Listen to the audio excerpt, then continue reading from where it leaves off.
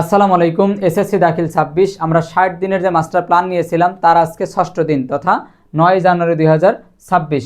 এই ষষ্ঠ দিনে আমরা আমাদের মিশনের অংশ হিসাবে যেই পড়াগুলো পড়ব সেটা হচ্ছে প্রথমে রয়েছে আকাইদ ফিকা দাখিল সেকশনের জন্য বলা হচ্ছে তাহারাত শব্দের অর্থ কী, নাওয়াকিজুল ওযু কয়টি এবং কি কি, কোন পানি দ্বারা তাহারাত অর্জন করা জায়েজ এবং কোন পানি দ্বারা জায়েজ নয়। খুবই গুরুত্বপূর্ণ একটি কোশ্চেন, প্রায় কিন্তু পরীক্ষায় এটা আসে।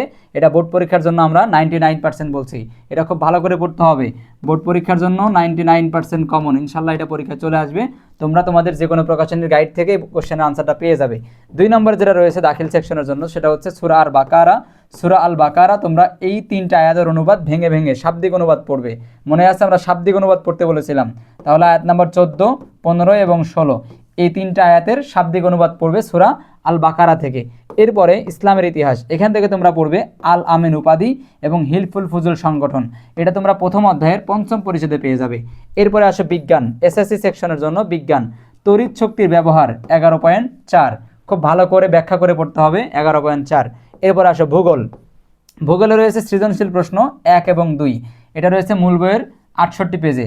আর বিজ্ঞান তড়িৎ শক্তির ব্যবহার যেটা রয়েছে মূল বইয়ের 243 নম্বর পেজে। এরপর আসো ইসলাম শিক্ষা, ইসলাম শিক্ষা পাঠ 11 সব, এইটা খুবই গুরুত্বপূর্ণ।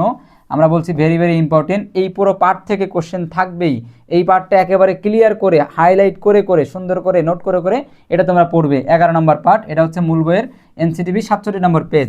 আর ওভারঅল সবার জন্য পড়া হচ্ছে ইংরেজি ফার্স্ট পার্টের জহির রায়হান। গতদিন মানে আমাদের 5ম দিনে পড়া ছিল জহির রায়হান প্যাসেজ অর্ধেক, আর ষষ্ঠ দিন হচ্ছে বাকি অর্ধেক। 2 দিন আমরা সম্পূর্ণ প্যাসেজটি ক্লিয়ার করব। এরপরে আসেন আমাদের অঙ্কের হোমওয়ার্ক রয়েছে। অঙ্কের হোমওয়ার্ক 2.1 থেকে 12 নম্বর, 13 নম্বর, 14 নম্বর এবং 18 নম্বর। এনসিটিভি 41 পেজ থেকে শুরু হয়েছে। মূল অনুশীলন থেকে তোমরা অঙ্কগুলো অবশ্যই খুব ভালো করে প্র্যাকটিস করে করবে। এবং মেহেরজানের এমসিকিউ হয়তো তোমাদের একদিনে শেষ হয়নি, 5ম দিনে কিছু ছিল, তোমরা শীট থেকে বাকিগুলো এমসিকিউ এবং ডাব্লিউএস কোশ্চেন তোমরা ক্লিয়ার করবে।